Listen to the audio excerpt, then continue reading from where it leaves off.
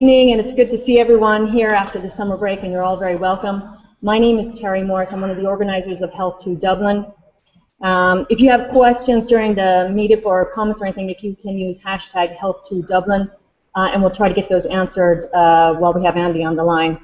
So today we're talking about health, wellness, and tech, and get some Headspace in particular. So joining us live from California, I'm really pleased to have co-founder of Headspace, Andy Puddicombe.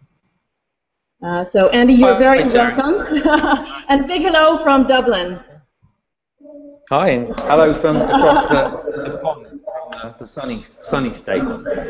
Yeah.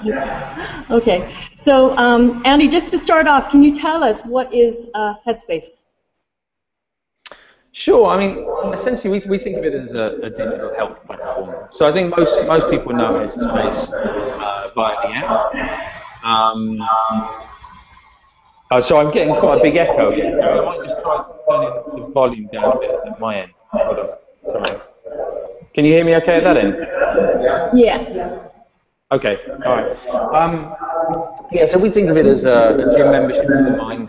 Really a kind of way of making meditation more accessible, more relevant to people's kind of everyday life. I think meditation, the word comes with a lot of baggage, and we're really just trying to change the way people think about looking after the health of their mind. So we actually see Headspace as something a little bit bigger than meditation. That's kind of what we're known for, but we see it as something a lot broader, and it's about the health of the mind rather than just meditation. Okay. Sorry, I'm just wondering, only because I don't know if people are finding this a little bit distracting, just the playing back and forth. It's my microphone, is it? Is it these microphones, is it? Oh, okay. Oh, I think that's what it is, because it's just flipping back and forth. Is that better? That looks like it's better. Okay, I think we're doing better here. Okay. So, did everyone catch that? I'm sorry. Did everyone catch that? Okay, okay. And can I just ask, how many people here are familiar with the Headspace application? Okay, cool. So good few actually are familiar with it. So Andy, you have over 1 million subscribers, 150 plus countries, and I think I read in TechCrunch that you're growing by 20% a month. Is that right? Oh yeah. That is right. Yeah, yeah. We're actually, yeah. I don't know when that piece was done. I think a couple of, maybe like 6 weeks ago or something, 8 weeks ago. We're over 1.5 million now. And yeah, and growing. We're very fortunate. We don't do any conventional paid for advertising or marketing. So all of it is kind of word of mouth or editorial. So we're really happy with the speed at which it's kind of growing. What is going on? Oh my goodness. Oh, I'm sorry, Andy. Technology. It's a pain. I know. If it makes you feel any better, the same thing happens when we do it with Google as well. Like, you know, it's. Sorry. Do you have some ideas? I'm not sure why it's going. Sorry, just 1 minute. Sure. I just moved. Actually, I just moved it. Is it because I moved it?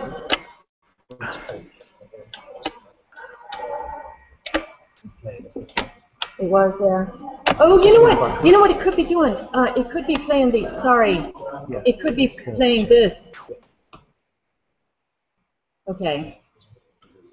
Okay, I see. All right. Okay. All right. I think we'll try it again. I think we're doing better here. Okay. Okay, so I think just, you know, just in terms of the growth that you've had, I believe, I understand that you started in 2010, but you didn't launch the application until 2012. So really, in a very short period of time, this thing has really taken off. Yeah, it happened very, very quickly and very organically as well.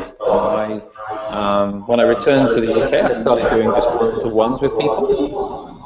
And then when we started Headspace, we started doing events on a monthly basis.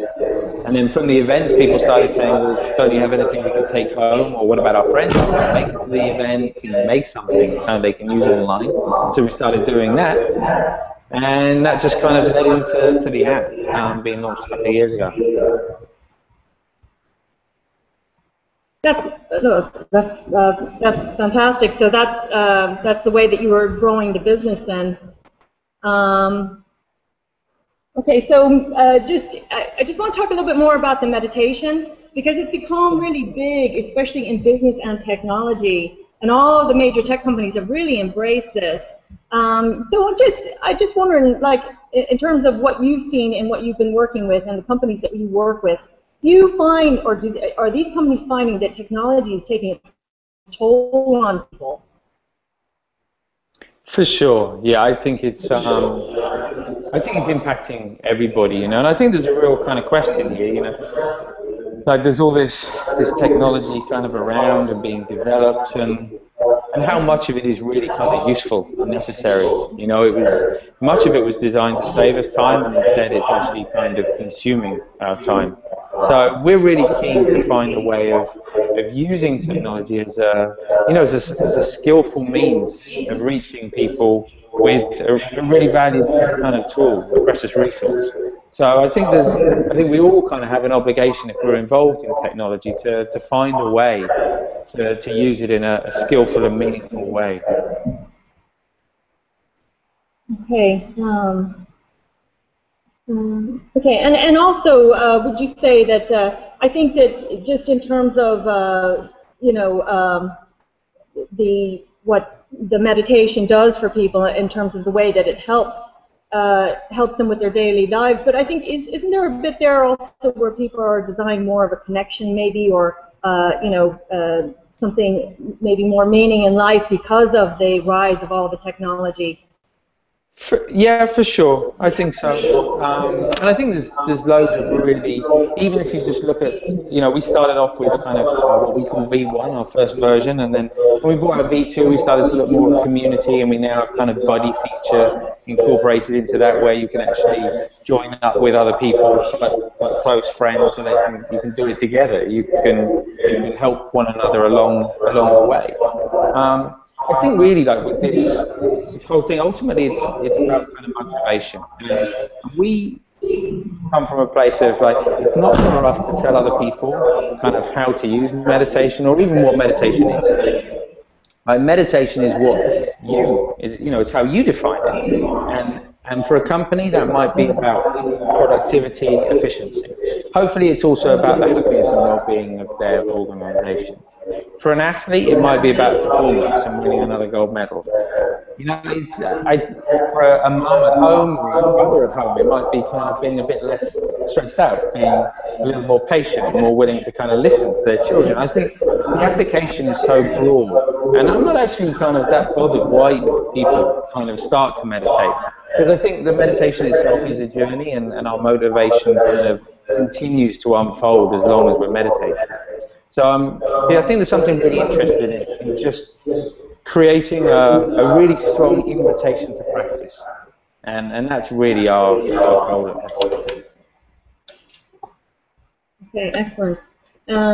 I think that's one thing that probably sets you apart from some of the other meditation applications out there. I mean, well, there's lots of things that set you apart. I mean, you know, it's just the passion that you have for it, and the way you've actually taken meditation into so many different things, having started from the events company and moved on from there. You've made Headspace very accessible. It doesn't look like the other applications. It's very friendly. The design is beautiful. You know, how did you you know, go from being sort of Buddhist monk to developing this very sort of secular, friendly application? I hasten to add that I can take no credit for any of it. Like it's we have an amazing team of people. Really, everything's done in house. Really talented designers, animators, and my co-founder Rich comes from a sort of a creative background, and he's really kind of, I think, led the way in that, shaping it, how it kind of looks and feels. And that's really that thing about the invitation to practice. You know, like what's going to open the door, what's going to create that invitation, and we are very visual as a society, and it matters to us how things kind of look, and we don't want to create more obstacles by using stereotypical kind of images that are going to put people off. So we work really hard on that to try and create a very sort of friendly, conversational kind of tone and feel to the brand. Okay, I want to talk to you about Rich, but before that, tell us a little bit about yourself, and when did you start meditating, and how did you get into the whole thing? Yeah, there's so much to tell, but I started meditation with my mum actually when I was about 11 years old. So I did TM for a few years, and through my teens, kind of looked at all kinds of different things, and I was in my early 20s at university, and I started reading a lot more about Buddhism. I had a girlfriend at the time who was really kind of into that, and then eventually I decided to give up university and to go off and be a Buddhist monk instead. Yeah. Okay. As one does. So excellent. Okay. So and then what happened from there? Then you came back to the UK, was it, or? Yeah. So I went away, and I probably spent about the best part of 10 years, well, just over actually, abroad. And at first training as a lay person in the monastery, and I then ordained as a novice monk in the Burmese tradition. Trained in several different kind of monasteries there. I was a layperson again for a little while, and then I took full ordination as a Tibetan monk in northern India at a Tibetan monastery there. And so, yeah, after I was away for, as I say, probably just over 10 years, and eventually I went back to the UK. Okay, and how did you meet Rich then, your co-founder? Yeah, so Rich, I was the kind of by then I was no longer a monk. The kind of the shift from those two different worlds was I'd been a monk I was sort of teaching at a meditation center in Moscow, and I'd been invited into a large company, a large organization, to kind of help them out with their stress management stuff. And the doctor there said, like, this is amazing stuff, but you know, you're a man in a skirt, and it doesn't really work in a Russian oil company, you know. So, and then it got me kind of thinking, you know. And so when I went back to the UK, you know, I stopped being a monk and carried on to meditation. And I was working in a doctor's surgery. It was kind of a multidisciplinary practice, where the doctors were really interested. By that stage, mindfulness had already been approved by NICE in the UK. It was back in 2007 or something. So they were interested how to incorporate it. And I was seeing mostly I was seeing their patients for sort of stress-related issues. So they were still seeing their doctor, but alongside the doctor, they were also coming to learn how to meditate over a period of 10 weeks. And Rich was completely burnt out from his career in advertising and marketing, and I think he was just looking for a way to decompress a little bit. And a mutual friend introduced us. I wanted to know how to make mindfulness and meditation a little bit more kind of popular. He wanted to learn how to meditate, so we did a skills swap, and it kind of led to Headspace. He's obviously a really brilliant talent. Yeah, amazing. Yeah. So have you got developers? Did you and him bring on developers together, or does he? Yeah, I mean, there's a certain irony in kind of us being like a tech company, because neither of us are techies really. Like obviously we have learned a good deal over the last sort of few years or so. But generally we've brought people in who are really kind of skilled and experienced at knowing how to build out those teams. We still sub out some of our development stuff, but we look after more the front end stuff, and we sub out the back end. But hopefully, the idea of coming here to LA was to build out the tech team completely in-house, And we've just taken a space across the road from here, and hopefully we'll be able to do that quite soon. Okay, excellent. Okay, so then I'm just wondering, like I saw that before Headspace came along, you were doing lots of promotion. You were in The Guardian, on the BBC and everything. Is that all part of Rich developing the brand for you and getting you out there and getting the exposure? A little bit. I think most of it, I did a little bit myself when I first kind of got back. I had some friends who were kind of journalists and stuff, and they helped out a little bit. And I knew someone who knew Chris Evans, so I started doing like a little bit on morning radio and stuff. So I think there was a little bit there, but it was really when Rich and I started working kind of together. I think there was something about that kind of meeting of minds and a shared intention and motivation that really kind of ignited things. And we were very fortunate. I don't know why, but we got a lot of love from the press, and they gave us. We just had a ridiculous and embarrassing amount of coverage, which has been great for spreading the word. Well, I think maybe part of that is obviously due to the passion that you have for it and the desire to help people. I mean, I think it just comes across in everything. Okay, just maybe we move on a bit to some of the benefits of meditation, because I think that for a long time, up until the last couple of years, anyways, it used to be seen as something that was really very new age, and I think it still is kind of seen that way. But even sort of a niche market, and there's been a real movement in the last couple of years into sort of business and tech professionals and things like that. So if you could tell us a little bit about some of the benefits of meditation. Yeah, it's a really interesting one. I think it is worth separating out kind of scientific research and anecdotal kind of benefits as well. So we try to be really kind of clear about that, and we even took on we have a chief medical officer who makes sure we stay true to that, because I think that's becoming important to people. We kind of like it. I think the reason people are becoming more aware of the benefits and the reason it's becoming more popular is part of the science. I think if you look back maybe back to my early childhood, kind of 30, 40 years ago, whatever, like if you look at the movement of the physical health industry, and how people became more aware of how important it is to look after our physical health. It was really as kind of science became stronger around that. We started to kind of learn. It was almost as though really complicated science, really wordy science was popularized, the media took a hold of it, and it became a thing that everybody could understand. And I think we're in a very sort of similar place now, with the introduction of fMRIs and things like that. It was only like 15 years ago, really, those things started to come in. So I think that popularization of science is helping to lead the way.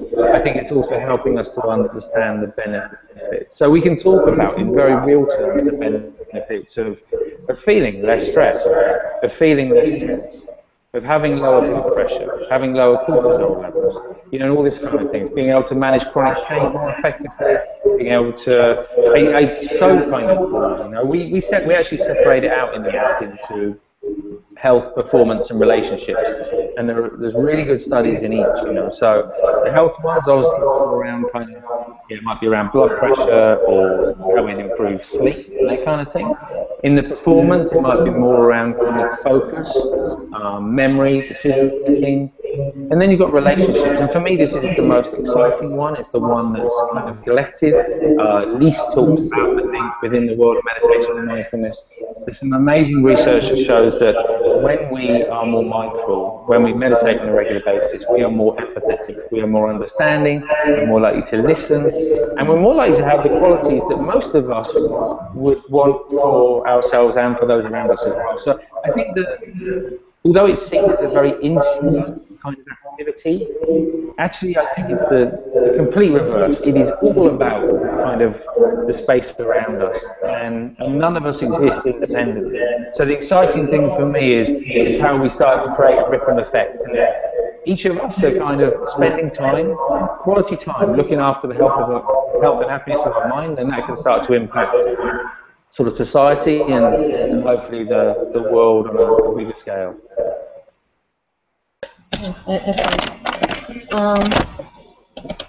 Excellent. Andy, I just want to ask you as well about, I think, I don't know, for anyone who hasn't done the meditation, I just think that when they first do it, it can be a real eye-opening experience because it seems like you're doing nothing, but actually it's a very active process. And and I think that the other thing that's so amazing is just some of the benefits can be had so quickly as well. And I don't think people realize that.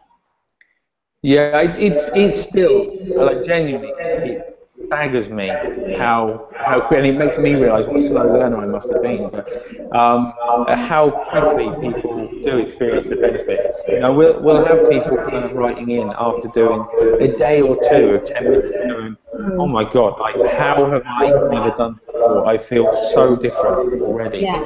And then we'll have people kind of writing in after a few weeks or even kind of a month saying, like, genuinely, this is changing my life. And it sounds really cliche, you know, and, you know, I try to stay clear of that whole changing my life thing, but we get it and we hear it on such a regular basis that it's really hard to ignore. And it's not something we're doing, the individuals are doing it. They're taking time out and prioritising the health of their mind because for whatever reason they believe it's important. So I think that is the exciting thing. Well, I think you've done a fantastic job in all the animations and just the descriptions. I think it has just made it. It's just, you know, I think it's really helped to bring the whole thing into the mainstream. You know, just really based on a lot of the work that you put into that. Well, it's really important to say, Terry, you know, like I say, not only is there a huge team here, but the metaphors of using the animation and all of the teachings, and there's well over 500-600 hours of teachings now on V1, V2 together combined on the app. They're not my teachings. They're not that Rich and I made up overnight. These are teachings that have been refined and developed over hundreds, some thousands of years. There's a really kind of strong lineage. For us, like that's integral to the success of Headspace. You know, a sense of authenticity. So we're not not sort of making stuff up as we kind of go along. And I really, you know, we have to be careful how we talk about it sometimes because, you know, again, a big part of this is trying to kind of build that bridge and make it more accessible. But at the same time, we want people to know that this comes from a really authentic place. Yeah. And it works for a reason, you know, and it works because it comes from that authentic place. And I think that comes across as well. And you know, I think that's probably, you know, a big reason for the huge success of Headspace. Let me see. I want to ask you, you've been doing some research as well on meditation and on Headspace in particular. Yeah, can you share any of that? Sure. So we have currently have Dr. David Cox is our Chief Medical Officer over in. He's based in the UK. He's currently looking after, he's either 31 or 33 different studies around the world involving Headspace at different universities and hospitals. Within that kind of range of studies, we have some which have only just begun, all the way through to completion, ready for publication, or awaiting publication. So probably the ones that are furthest down the line are two 8-week studies that were done with Fortune 100 companies. So these are multinationals where 200 of their participants, 200 of their organizations, rather, participated in an 8-week trial. One is a very large tech company that will be familiar to everybody, and the other is a pharma company. And those names will be published when it gets published, so you'll see it then. And for us, it kind of wasn't such a surprise. Like, it's not, for me, it's nothing to do with Headspace. It's just to do with what happens when you take some time out each day to look after your mind, you know. And cortisol levels fell, so they were measuring kind of through hair samples, checking the cortisol levels. Perceived stress fell, diastolic blood pressure fell significantly. there was an increased sense of control on the workload, a sense of not being overwhelmed by the amount of work. So really kind of significant kind of feedback that, as I say, we were not altogether surprised about, but we were really kind of happy to see. And I think in many ways that reflects our attitude towards science. Like, we recognize how important it is in the invitation to meditation, and I think it's really important to validate the things that have been said about meditation. But ultimately, I kind of don't really when I sit down to meditate, I don't care what's written on a piece of paper, what statistics are being, kind of talked about. I care about the feeling and the impact that has on me as an individual and the people around me. So I think it's a really important part of it, but it's kind of only one part of it, I would say. Yeah, I think one thing that you mentioned, which is also very interesting that a lot of people don't necessarily realize, is that you talked about some of the physical benefits. So it's not just this thing of getting the clarity and being more calm and stuff, but there are actually physical benefits that come through this as well. Yeah, I think that's often a big surprise, and I think maybe this idea of body-mind connection, we're still kind of working it out to some extent. In many ways, we shouldn't be surprised, right? Because even on a very subtle level, we know that if we're very relaxed, like the breath is very kind of deep and heavy, maybe we're lying on a beach, maybe in a sauna, or I don't know, wherever we are. And when we're very kind of stressed, we feel quite tense in our chest, and the breath is very shallow. And so when we kind of take the time to step out of whatever we're doing and just allow the breath to settle so that it does, then there's a physiological effect. And it starts to, it's not just that. I think that the biggest surprise for me was, and I didn't know this was going on, when I came back from the monastery, I found out that some of my teachers who I've been training with had been flying abroad. I thought they were always going abroad to teach. They were actually having their brains looked at by some Harvard neuroscientists, and they were finding that, and sort of this idea. Have you heard of neuroplasticity? Yeah. Sorry, go ahead and explain. If you it's the ability of the brain to kind of change. Yeah. Because before then, like most people just kind of thought, okay, it gets to a defined point and then it would just degenerate over age. And, the fact that the brain has this plasticity, it can change. And in the same way as we go into a gym, we work a particular muscle and it gets thicker and stronger as it receives greater blood flow and renews the cells. In just the same way, the parts of the brain responsible kind of for our sense of happiness and well-being, that cortex is thicker and stronger as it's used more often, and we tend to experience the benefits. And I think that's probably one of the other reasons why meditation is actually so important, because if you don't know about the neuroplasticity, like, things are going to happen to your brain, and so if you understand the meditation, at least you have a bit more control over that. Otherwise, you're kind of just lost out in the sea and going every which way. Yeah, exactly. Yeah. Okay, let's see. Can I just, let me see.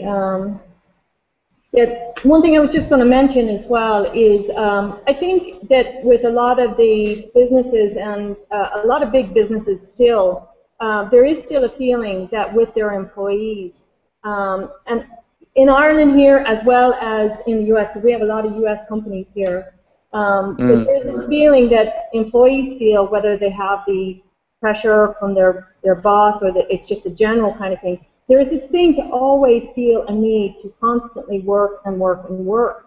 And I don't, and to me, it's just like when you learn about sort of the brain and meditation and stuff, it's just crazy, because not only is it hurting the individual, but it's actually hurting the business in a very real sense as well.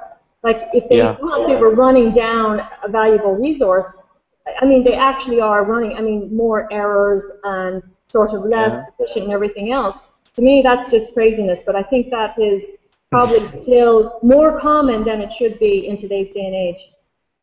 Yeah, I think so, but I see this just as a process of learning. This is us as human beings learning kind of what works and what doesn't work, and it's kind of unrealistic to think that we would get it right straight away. And we have, as human beings, we have quite a good history of kind of being quite slow at learning certain kind of things, you know. So I think we are witnessing kind of the results of living a certain way, and there's a bit of a backlash. People don't like living that way. They're not happy kind of being worked 24/7 and being plugged in 24/7, and they're looking for change, and that's a good thing. So I really do see it just as part of a learning process, and as a society we're learning how to live more skillfully. And I think that's probably it has actually, I mean, I don't think it was necessarily planned, but actually it has just fit in nicely with your application. It's just sort of very well timed for the times that we're living in at the moment. Yeah, it's amazing. Like the timing is extraordinary, and it's something we talk about often. We couldn't have timed it any better. I remember when I came out of the monastery and talking to people about it, and trust me, it was a hard sell. Even talking about it in the same way as I talk about it now, there's really kind of no difference. I was the same bloke then as I am now.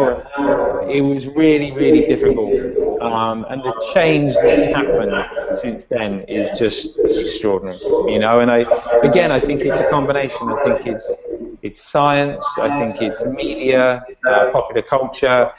It's the introduction of it into institutions as well. The fact that it's now being in hospitals, in schools, in prisons, in government. It's hard to kind of ignore something when it becomes that so integrated in society, I think. Mm. Can I ask you now, because I know you do a lot of work with businesses. Yeah. But yeah, so how do you get those? Because it wasn't actually very clear from your site or anything. I mean, there's a thing that says if you're interested, but it's like if you're selling it, it's not a hard sell or anything. I mean, are you getting a lot of those business clients from sort of individuals that like your application that come back to you and say, you know? Yeah. So we call it Headspace for Teams, and we purposely haven't made it sound like a very corporate business proposition because we don't believe that's the reality. We see large business organizations as large groups of people. And it kind of doesn't matter that they're in a corporation, you know, kind of they shouldn't be treated any differently. Like my friends who are working for big companies, multinational companies, they think in a very similar way to me, like, you know, they enjoy doing the same things. Like, I think very often HR and kind of resiliency type solutions don't work because they're so dry sometimes, made very specifically for an audience and a preconceived notion of what that audience would want. And our experience is that actually they want the same things that any of the rest of us kind of want. So we don't kind of make it feel too businessy. We're very fortunate that I think we currently have like somewhere between 200 and 300 companies awaiting like the implementation of Headspace within their organization. We haven't reached out at all yet, so we've not even gone to one company to try and sell it. So all the ones that we work with, including, you know, big ones as well, like, you know, Unilever and J&J and all those kinds of people, and even kind of universities, Harvard University and big large hospital organizations.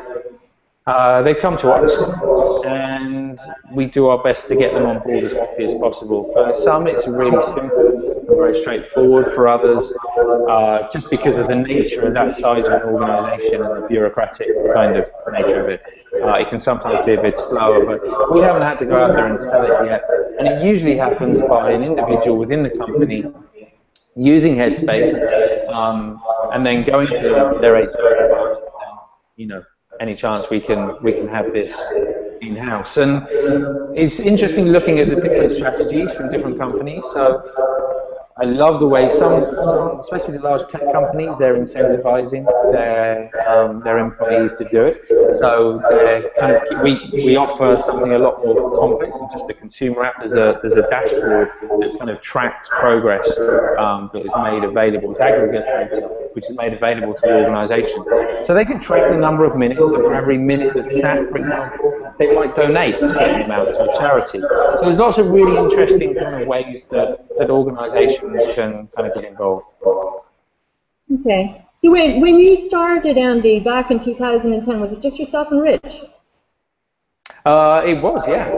Yeah. And, yeah, after about for the first 6 months, I think it was just the two of us here at Common Home.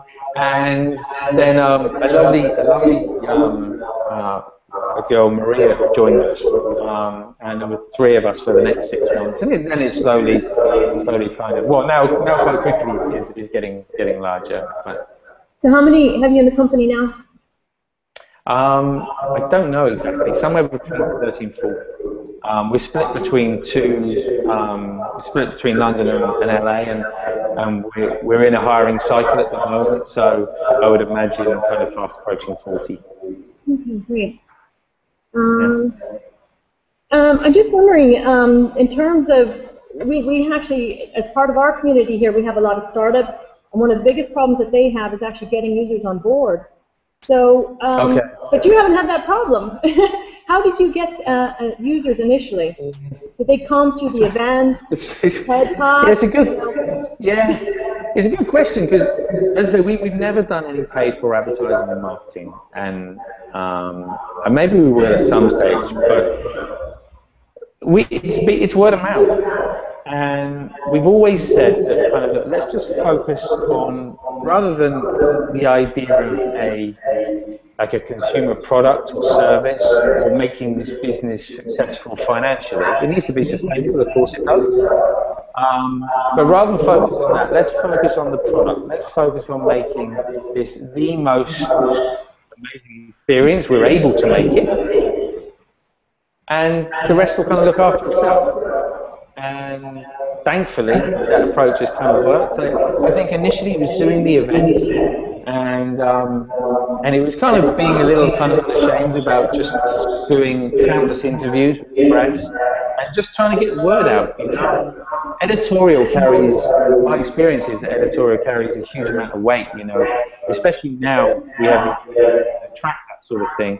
We see that when something goes to print, we see the spike in downloads. When a celebrity tweets about Headspace, we see the spike in downloads, and we know the conversion rates and how that kind of then changes to subscribers, to paying subscribers. So, yeah, as I say, it's firstly focusing on the content itself and making sure that's something that people are going to find useful and that they're going to want to share with their friends and their family. And then it's about just kind of creating a wider buzz about it. Yeah, and I think that has actually worked exceptionally well. I mean, there are so many people who I know who absolutely love Headspace, and they're like telling everybody how amazing it is. And I believe that I read somewhere that your users are using it between 1 to 3 times, or what is it? Once there's 65% that use it every 1 to 3 days or something like that. That's correct, and I think that's fantastic. It's somewhere between 80 and 90% use it at least once a month, you know, and we can improve. Like, you know, we would like to see that much higher. I do think that's, like, for us, it is about the invitation, but now increasingly it's about engagement. And how do we keep people kind of on track and engaged on a daily basis? But yeah, the stats are pretty healthy at the moment. Okay, so tell us a little bit about version 2, because I think that just came out recently. It did, yeah. So version 2 is labour of love. Kind of, we put V1 together, but surprisingly kind of quickly and for very little kind of money and development time, really. Really as a test, more as a beta to see kind of if people liked it. We were very fortunate that they did, which enabled us to kind of build V2, which is, I think the main thing about it is it's much more, you can personalize your journey. You know, V1 was kind of a bit like getting on a train, come on a journey with Headspace, you know, but you're going to do it in the order, the packed in order that we kind of serve them up. So it might be that mindfulness taught in the context of relationships might come 6 months down the line, which is fine, but if you've got a problem with your relationship right now, you don't want to wait 6 months for it. So we started to listen to feedback and think, okay, how can we create a more bespoke journey? So we've separated it up. There's still a kind of a foundation series, level 1, 2, and 3, which are 10 days each. But you then, once you've done that, you're into the Headspace library. So you can choose between health, performance, and relationships. and those packs are between 10 and 30 days. You choose the time length, so every single day you can choose 10 minutes, 15 minutes, 20 minutes within those packs. And then we have people saying, we don't want to listen to Andy all the time, which I understand. So we started putting together kind of something we call Headspace Pro, which is learning how to be comfortable sitting in silence, which is actually more challenging because most of our meditations are guided meditations. But for many people, sitting in silence is a big ask. So we now have a whole kind of separate sort of stream which focuses or caters for that audience. Excellent.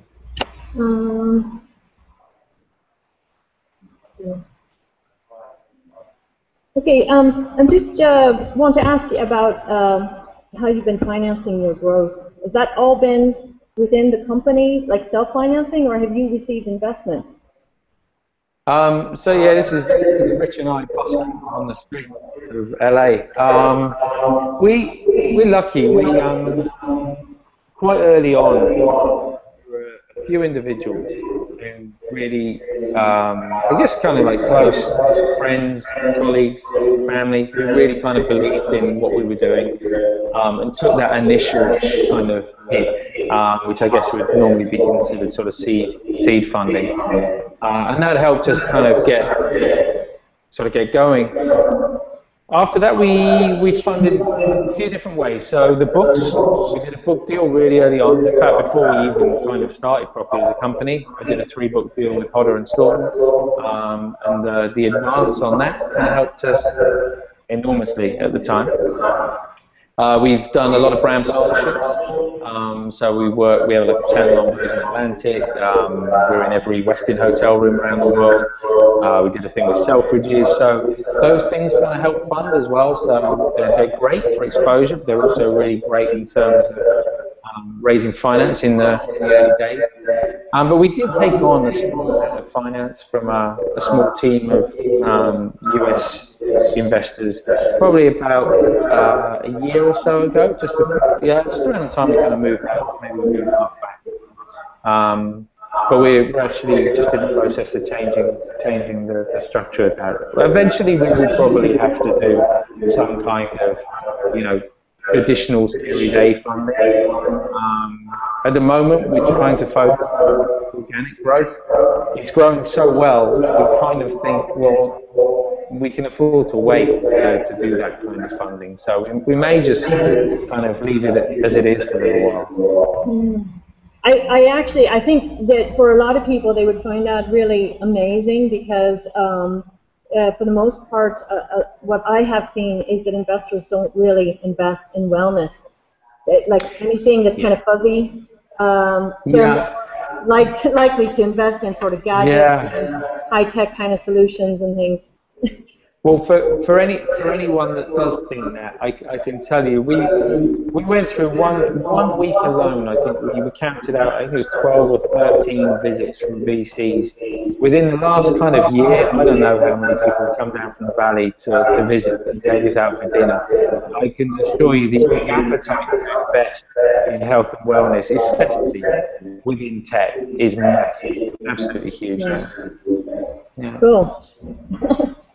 Okay. At the moment now, I think I'm just going to take a couple of questions. Let me see. Sure. Yeah, let me just see here. I need to just check here on the screen. Okay.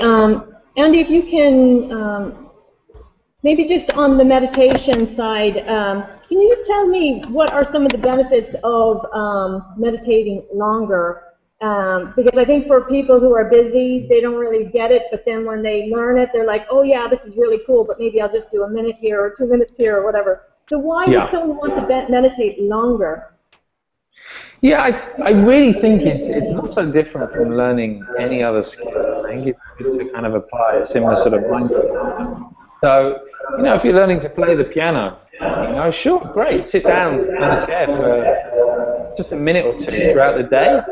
It's important to remind yourself and you'll kind of get a feel, and quite a useful kind of feel, a useful reminder. But if you really want to start to kind of get a feel for it, to make progress in it, and I use the word progress hesitantly, but you know, really get comfortable and familiar with what it means to play, then you have to kind of step out of everything else that's going on and say, right, I'm going to commit 10 or 15 minutes to this a day, so that I kind of, you know, I get to know how to do it in a useful, helpful way. Same is true of meditation. I know so many people, and I meet people who've been meditating for a really, really long time, who say they sit for an hour a day, but then when you kind of really discuss kind of the details of the practice, they say, yeah, well, probably about half an hour, 40 minutes of that, I'm just kind of daydreaming about stuff. Like, we don't get any gold stars for sitting for longer. You know, it's about the quality rather than the quantity of the meditation. So I always say to people, start with 10 minutes. That is a manageable amount of time, pretty much for everyone, in terms of finding the time and also being able to sit still for that length of time.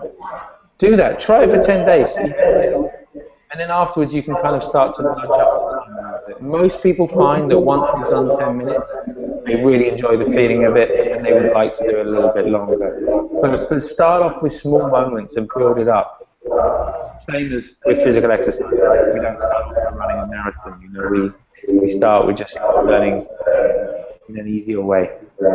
And is that the reason why you might want to do it longer? Is that because some of the benefits just become sort of more instilled in you, or? Yeah. So I would see, you know, again, it's tricky because I don't want to define meditation for other people. And for some people, 10 minutes may well deliver all of the benefits, which is fine. I think if we look at meditation from a more traditional point of view, in terms of developing stability of awareness, moment to moment throughout the day, and at the same time learning how to have like say a softer or a kinder mind, you know, then I think definitely there is advantage. Yeah, there are many advantages actually to sitting for a little bit longer. And it's a funny thing that I think to begin with, kind of when you do 10 minutes, it feels like, oh, you know, it takes a couple of minutes to really settle down, and then you're into it, you know. And then you ask people to sit for 20 minutes, and they say, oh yeah, it probably takes about 5 minutes to really kind of settle into it, and then I'm into it. You speak to someone who sits for an hour, and they'll say, well, the first 15 minutes, you can kind of write that off because my mind's still really busy, and then it's settles. So I think there's a kind of a refinement there, a progression to that. Okay. Sorry, we're having some tech problems, just getting to the tweet chat and some of the questions. So I'll just ask people in the room here, if you have a question, do you want to raise the hand and we can ask Andy? Does anyone have a question for Andy? Yeah?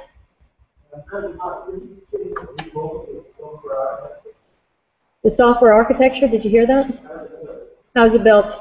I did. I'm probably not the right person to ask. I wish I had an answer. I was completely genuine. I said we're not techie, even though we run a tech company. We have a management team and looks after that stuff. So I'd be bluffing it, blagging it if I tried to answer that question. Anybody else? Yeah.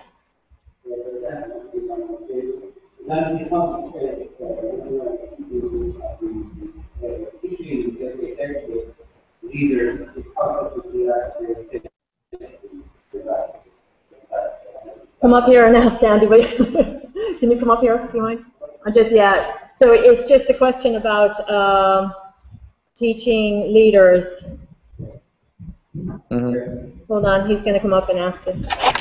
Okay, nice. Hello, Andy. Hi, my name is David, and I drove up from Cork in the south of Ireland to meet you today. Yes, lovely day. Amazing. Well, thank you. My question is: do you, with your software and your teachings, do you teach leaders and executives and leaders in business to cognitively activate, in a feeling way, empathy? And have you done a study on that? One, can they do it quite rapidly and quite easily? And are there improved outcomes in business? It's a really good question. So In answer to the first one, yes, we do, and empathy is very much part of that set of teaching.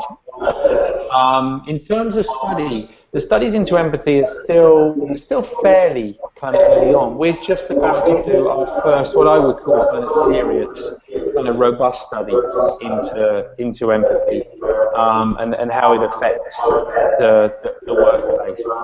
I think that's set to go probably in about a month or 2 months time, and that'll last about 8 weeks. So hopefully we should have, a clearer idea. But I suspect, from anecdotal reports that it'll make some real progress and some real difference. But just to help you, there was a very big study done years ago with Johnson & Johnson on the activation of empathy. Thank you. Yeah. It's and again we know there's loads of brilliant studies out there. There's about 5,000 studies published, over 5,000 studies now on mindfulness. A meta-analysis was done quite recently, which kind of debunked probably about 3,500. So we're really we decided that as a rule, we will try as much as possible to run our own research, funded by other people, to make sure that it's not skewed in any way, and use that as our kind of basis. We feel then we can talk really kind of confidently about the change that it makes. Unless there's any, go ahead. Take one.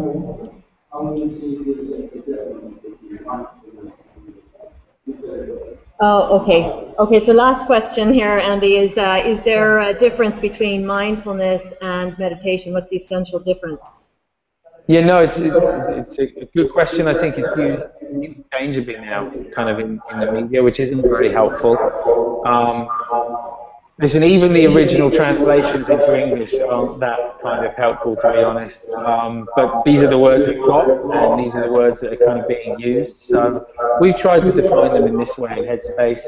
I think it's quite a useful and easy way to think about it. So mindfulness is really about kind of being present in the moment. So moment to moment, without judgment, with an open mind. So we can do that at any moment in our day.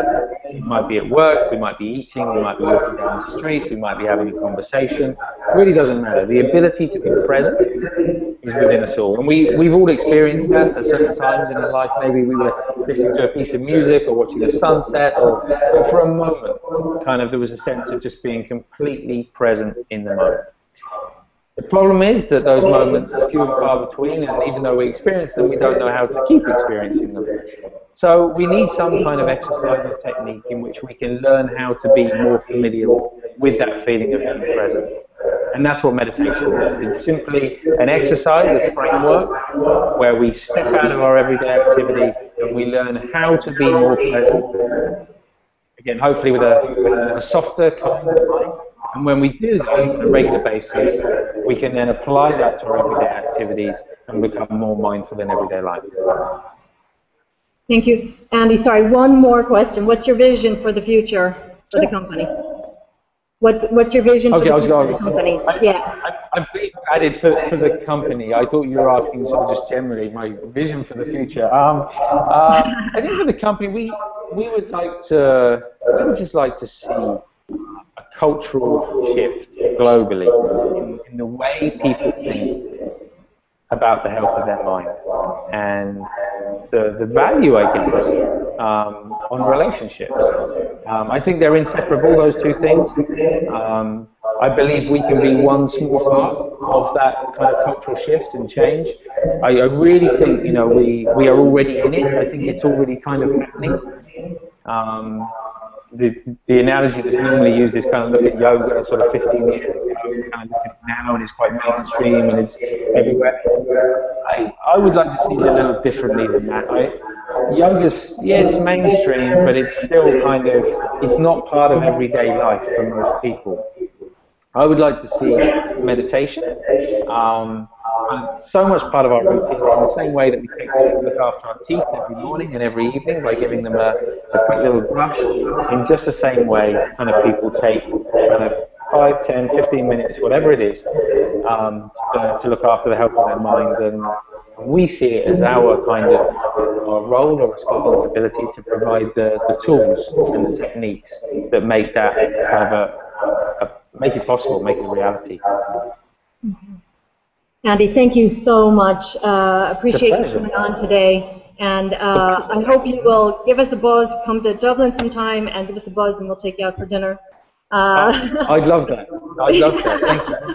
We'll treat you to some Irish hospitality here. Best wishes.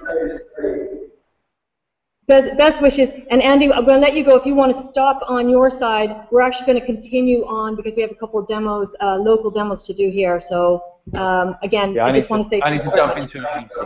But thank you very much for having me on. Thank you, Andy. Take care now. Thanks. Okay, bye-bye.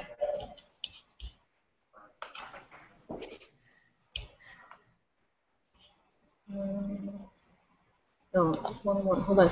So I'm just going to, we're going to have two demos from two different Irish startups. We're going to start with Razor IQ, and then Galvanic will come after that. So just while she's getting set up, I have one short video to play. I don't know if people have seen this one. Oh, sorry.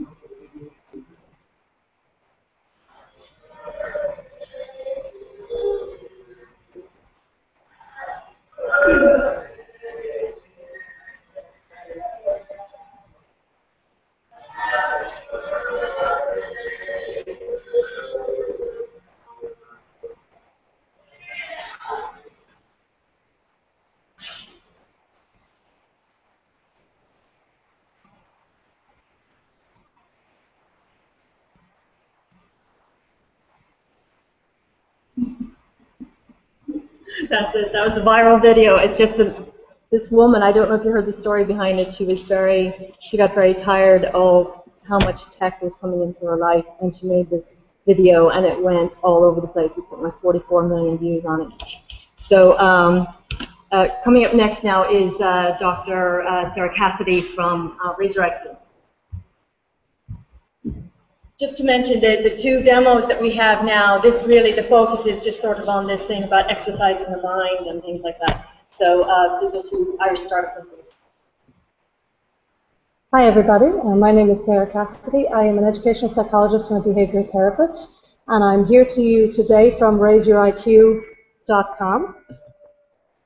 I also lecture at Maynooth University, and I'm a private practitioner at the Smithfield Clinic, where I work with children and adults with learning difficulties and behavior disorders. So what I would like to talk to you about today is SMART training.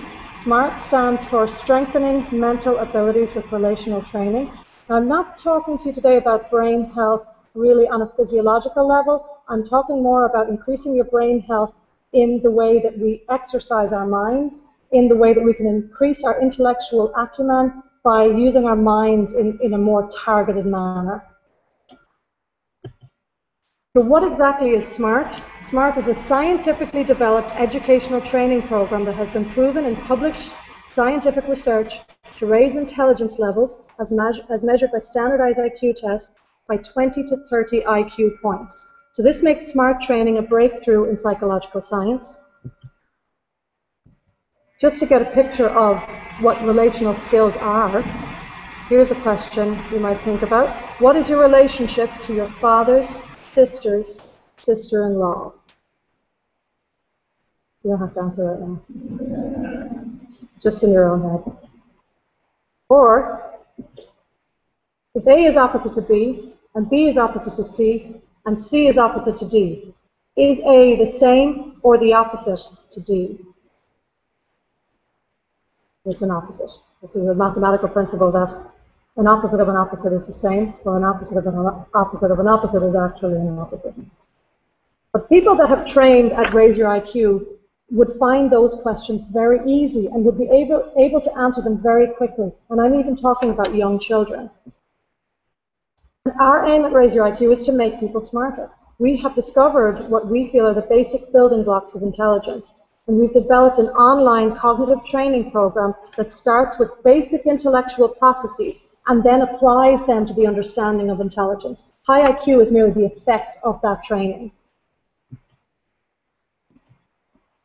Now, we know that there are some problems with intelligence tests and with IQ testing. We recognize that IQ tests such as the WIS-4, the WAIS, or any of the commonly used standardized IQ tests, while they do measure general intellectual functioning, they may fail to take other possible types of intelligence into account. We also recognize that intelligence tests don't always reward novel, creative, or divergent responses. And finally, we know that intelligence tests may be culturally biased. But why we are interested in IQ is because IQ is statistically correlated with a whole host of other very important life variables. People who have high IQs tend to have higher rates of educational success. They tend to have more choice and variance. They tend to have more college places. They tend to have better employment opportunities. People with high IQ will often earn higher incomes. There are even research studies now that show people with high IQs have better health and higher levels of happiness. So at Raise Your IQ, what we imagine a world in which the IQs of all citizens are raised. The building blocks of intelligence are relational skills. And what I mean by this is advanced understanding of concepts such as same as, opposite to, more than, less than, before, after, contained by, now, then, here, there. The list goes on and on. But these relational skills are foundational in language acquisition. They're foundational to reading, to writing, to numeracy, to logical reasoning. They are also foundational in things like creative problem solving and insight. When relational skills improve, IQ scores rise, language skills improve, attention increases, vocabulary expands, mathematical ability improves. Now, why is our product disruptive? Psychologists have known for quite some time that in principle IQ can be raised, but they have not known how to do this efficiently. Brain training games should work, but up until now they have not. Up until now, brain training games were just that, games. While we have gamified SMART to make it more user-friendly, SMART is a clinical product that teaches the cognitive skills underlying intelligence. It's a properly worked out educational technological intervention. It just feels like a game. So we heard actually Andy talking about brain plasticity there, and I just wanted to point out briefly that neurogenesis is a well-established phenomenon. And in the past there has been no known link between engagement in cognitive exercises, such as and improvements in full-scale IQ. Although there have been improvements in one aspect of intelligence known as fluid intelligence, and that's been reported by Yegi, Ioannidis, and colleagues. Much of the best support for cognitive training comes from studies examining its effect on stroke recovery and management of dementia in the elderly. And the skills improved by such training are generic skills like memory and attention that had already been established at an earlier time. So that's an important distinction, that those skills had already been previously established at an earlier time. The big challenge for us is to show that such interventions can do more than simply improve people's skills at the very tasks at which they practice. What is needed is evidence that training at one task type generalizes at least to real-life situations involving, for example, problem-solving, remembering, or to other aspects of cognitive functioning. So we've done quite a lot of work already, and all of this work sits nicely in the framework of behavioral psychology. Some of the pieces that we've done here, the first piece you can see up here, Cassidy, Roach, and O'Hara, is a nice conceptual piece where we outline why training relational skills to a high degree of fluency should increase IQ. In the next paper there, Cassidy, Roach, and Hayes, we demonstrated empirically with groups, small groups of children. The first group was a typically developing sample, and we raised the children in that group, their IQ was raised by as much as 30 points. We also had a group of children who presented with intellectual disabilities, and the average IQ rise in that group was 13 points. And actually we had a couple of IQ rises in that group between 20 and 22 points. We also revisited those kids who had intellectual disabilities 4 years later, and we found that those IQ rises had maintained. And in some instances, in fact, their IQ scores were continuing to rise. So we have replicated that now a couple of different times. We had another group where we had an average IQ rise of 23 points with mainstream kids. And we also then put SMART into a number of different schools, and they are now analyzing, or they're giving us the data on this now. But what we have found is that we have, I'll actually show you that now in 1 second. The current study was 122 students at second level. They've done a baseline relational abilities test. They've done either a Drumcondra reasoning test or a differential abilities test. And what we have found with the differential abilities test, students showed a statistically significant improvement in numerical reasoning skills, and children who did the DRT showed a statistically significant improvement in verbal reasoning. And not surprisingly, relational ability scores also were significantly higher. So why does this matter to you? SMART training is helping people to reach their intellectual potential. It's improving problem-solving skills. It's enhancing creative thinking, increasing mental processing speed, and improving people's ability to learn. So this is brain training that actually works. It is mobile, it is cheap, it is easy to use, and it is different from any other brain training product on the market because it is the only one that has published scientific evidence supporting its efficacy in raising full-scale IQ. It looks a little something like this. I'm not going to do a full demo, I've just taken a couple of screenshots. But as you can see from this screen, a user will see which level they're on. They will have a bar which lets them know how far along their progress they are, how many they've gotten correct, how many they've gotten incorrect. And they'll be presented with a relational statement. They'll have to answer that quickly, within 30 seconds or less. And this little professor will give them tips and pointers as they go through the training. And they'll also earn stars and badges and points as they go through to engage the user further. It's been optimized for most platforms, and it is available at raiseyouriq.com. I think we're not taking questions? Okay, thank you very much, everybody.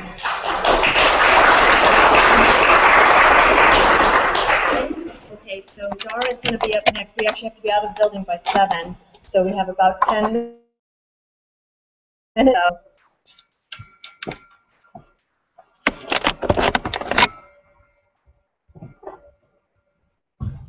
And just to say, we're meeting at Bowes Pub afterwards for anyone who can make it.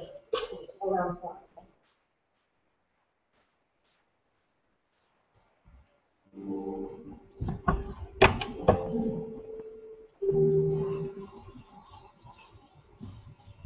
Yeah, so as Terry said, my name is Gavin McDonnell, and I'm Chief Technology Officer with a company called Galvanic, based here in Dublin. And we've developed a product called PIP. And in a nutshell, PIP is a biofeedback-based stress management solution. And it consists of 2 parts. The first part is the PIP biosensor device, which is this little guy here. The second part is a suite of applications running on your smartphone or your tablet. Now to use the pip, you just pick it up like this and simply hold it between your fingertips, and it immediately starts measuring something called electrodermal activity. And specifically it's measuring your skin conductance, which is the ability of your skin to conduct an electric current. Now that electric current varies depending on how sweaty the surface of your skin is. And the sweat glands themselves are controlled by your sympathetic nervous system. And the sympathetic nervous system is responsible for mediating your fight or flight response, which is essentially your stress response. So, long story short, using pip measurements, we can infer how stressed or relaxed the user is. We then transmit that information to an app running on your smart device, and that app provides real-time audio-visual feedback of your stress levels. And the idea is that through repeated use of the application, you can learn how to get conscious cognitive control over your stress levels. And so that's the theory of it. To illustrate how it all works, it's probably best just to try with the applications. We have games are called Election Race. Two-player game. Each player comes with a pip, and the pip controls a dragon character in a race. And the idea is that the more life you get, the faster you go. So the idea is you play against somebody else, you're trying to relax them. You relax them, they do it, and you win the game. So we need two volunteers from the audience. Who else would like to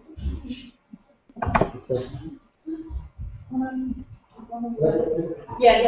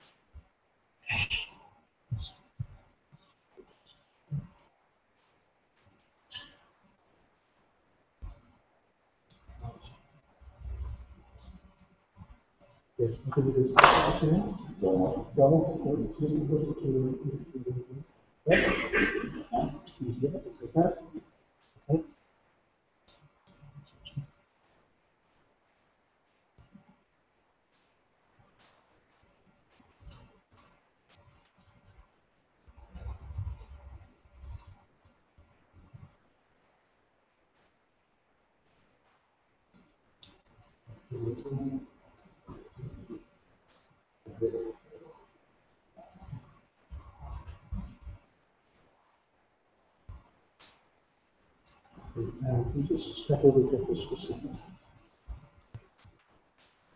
Okay, so we're going to be the red light, we're going to be green light.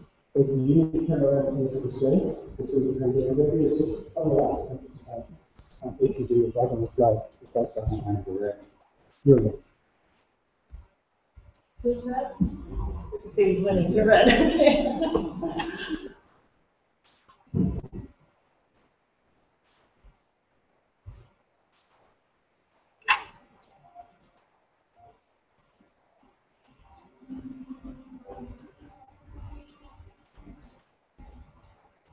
Okay. You can see the different indicators from the top right both players are not automatically relaxed.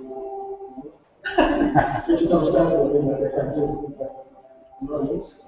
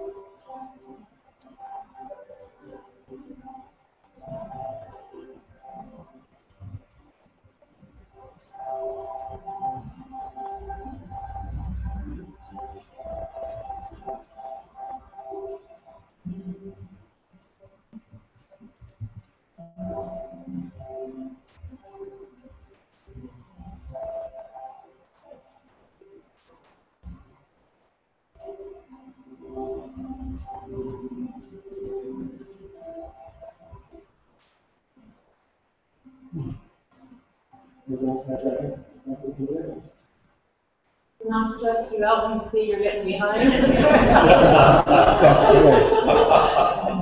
So that's stats again, just to push up and stress. This is an example again where we're looking to manage stress at the moment. So we actually put you in a stressful situation and ask you to stress reaction time. We have reversed them at one place that occasionally actually just get them under the getting yourself in the state of stress.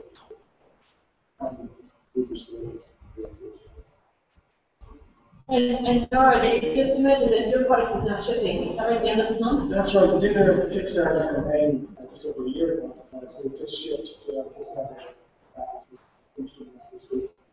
It's actually going to do the second. And is there a set time from beginning to end? I mean, if one will just someone's own or something. There's an idea in the time, so the last time we achieved this point is 1 so and how long did we take roughly? 2 or 5 versus 150. And one 115 there, that's the best. So there's always a target too. Within a single player for you, it's really best. So of course the effort will be stressing.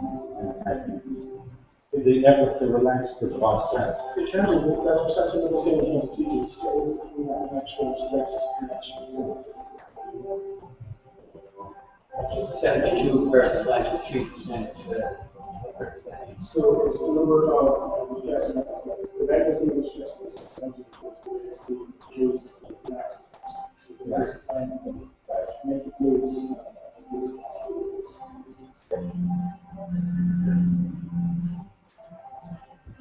So if anyone wants to ask more questions of either Dara or Sarah or anybody over at Bose, now we'll meet you over there in the next few minutes. Okay. Thanks so much for coming. Thanks.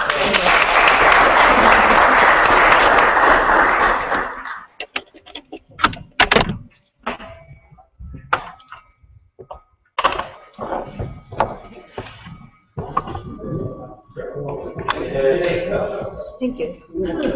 Thank you. That's excellent. I wish we would have had more time to go over that, but I know. And normally the meetups are about 2 hours. Thank you. They're normally about 2 hours, but we just had to run until 7. So. Oh, okay. Thank you very much. Thank you very much. I thought you said both. Really unfortunate. That would be an unfortunate. Yes, please do. Carefully going when it's seems my relaxation. Okay, so when you take your finger off, then the light goes off? It will go off. It stays on for about 5 minutes, and then if it doesn't sense any more touches, it will I'm really into this, I'm just so interested in everything. So, how much would you sell this for? It's for And so I treated her with my blog post, and she tweeted everybody.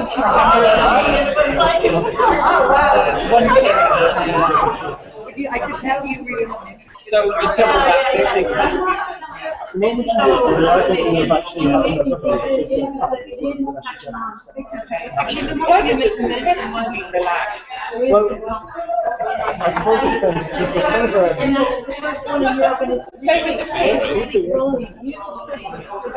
There's lots of situations where you're put in a stressful situation. You need to manage the stress in order to So this is an example of relaxing ways. So it actually put you in a stressful situation. You have to come up with strategies. What you are getting, I was tweeting all this stuff, and I told you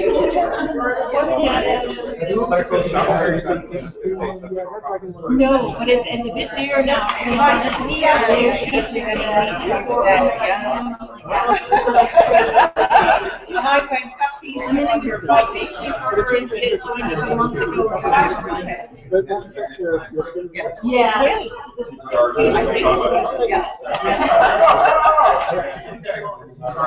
That's